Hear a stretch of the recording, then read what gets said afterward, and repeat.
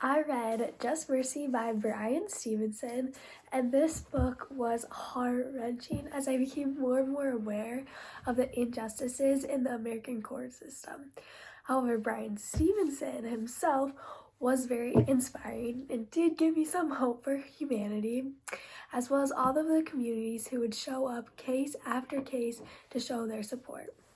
A teeny bit of background about this book is that Bryan Stevenson is an attorney and he works with death row inmates, a lot of them often accused of crimes they didn't actually commit, and he's just trying to bring awareness to this cruelty in our system. And I would say the purpose of Mr. Stevenson writing this book is to argue that society too often chooses punishment instead of empathy, mercy, or even help.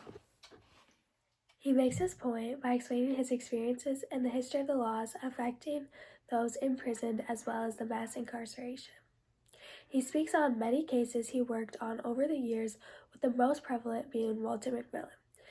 We get to follow along on Walter McMillan's life as he's sentenced to death row, then proven innocent, and all the way up until he dies at his home. The biggest issues raised by this book are the racial injustices in our American court system, and those are very much expressed through the themes of this book.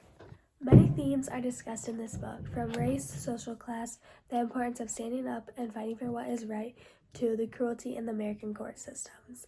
What truly stuck out to me the most, however, was fighting for what is right.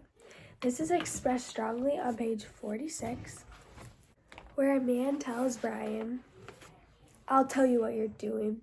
You're beating the drum for justice." He had an impassioned look on his face. He said it again empathetically. "You've got to beat the drum for justice." This shows how even though African Americans at this time had overcome both slavery and Jim Crow laws, they needed to keep fighting and beating the drum for justice, as they had not yet overcome mass incarceration. Bryan Stevenson could have made a lot of money working at a big corporate law job, but instead he decided to fight for death row inmates and racial injustices, making little compensation at all. Even Rosa Parks told him that he was going to get tired.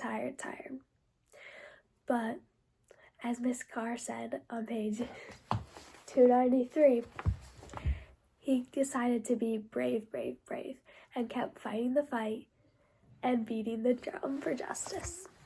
Everyone needs to take a note from Bryan Stevenson and Mrs. Carr, who told him to be brave. We all need to fight for what is right. Throughout the story, Just Mercy, you often found Bryan Stevenson in prisons across Alabama in his car driving from prison to prison, or in the courtroom. Some of the cases Bryan Stevenson presented in his book, Just Mercy, were rather alarming.